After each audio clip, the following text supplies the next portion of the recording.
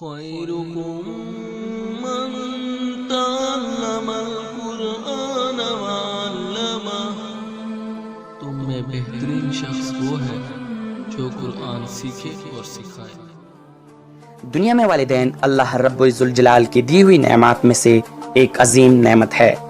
جہاں ماں کے قدموں تلے جنت ہے، وہاں باپ کا سایہ بھی اپنی اولاد کے سروں پر شفقت و مہربانی کی صورت میں قائم و دائم رہتا ہے۔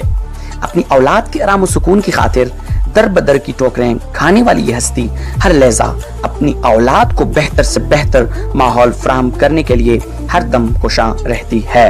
محترم احباب، ہماری اس ویڈیو کا اصل موضوع ہے ایک والد کی اپنے اولاد کو ایک انوکھی نصیحت۔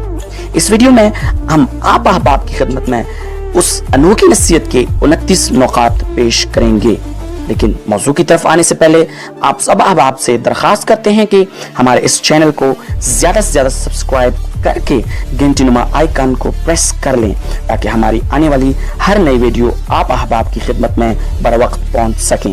آتے ہیں اپنے موضوع کی طرف۔ محترم احباب، والد نے اپنے اولاد کو نصیحت کرتے ہوئے کچھ یوں فرمایا: سگریٹ نوشی سے بچو۔ بیوی کے انتخاب میں بہت دورندیشی سے کام لو، کیونکہ تمہاری خوشی یا غم کا دار مدار 90% اسی پر ہوتا ہے۔ بہت سستی چیز مت خریدو۔ بچوں کو اپنے مزاج اور پسند کے مطابق جینے دو، انہیں بالکل اپنے جیسا بنانے کی کوشش مت کرو۔ تنقید کرنے والوں کے پیچھے پڑھ کر اپنا وقت برباد مت کرو۔ کسی سیاستدان پر کبھی اعتماد مت کرو۔ جب کسی سے گاڑی ادھار لو تو پورا تیل بھر کر واپس کرو۔ موبائل کہیں تمہاری زندگی کی خوبصورت لمحات میں خلل انداز نہ ہو، کیونکہ موبائل تمہاری اپنی راحت و سکون کے لیے ہے، نہ کہ دوسروں کی۔ کام مکمل کرنے سے پہلے مزدوری کبھی بھی نہ دو۔ جو تم سے زیادہ مالدار یا غریب ہو، اس کے سامنے اپنی دولت کا تذکرہ نہ کرو۔ دوستوں کو قرض دینے میں محتاط رہو، کیونکہ ممکن ہے قرض اور دوستی دونوں سے ہاتھ دھو بیٹھو۔ مخاطب سے اس کی تنخواہ کے متعلق مت پوچھو۔ ہر چیز لکھ لیا کرو، اپنے دماغ پر ہمیشہ بھروسہ مت کرو۔ بچے کو سزا اس کے جرم کے مطابق دو۔ قرض اسے دو جو بغیر مانگے واپس کریں۔ ہر کوئی تعریف پسند ہوتا ہے، اس لیے کسی کی تعریف کرنے میں بخل نہ کرو۔ کسی سے اختلاف یا بحث و مباحثے کے وقت اپنے اخلاق اور سلیقہ مندی کا دامن نہ چھوڑو۔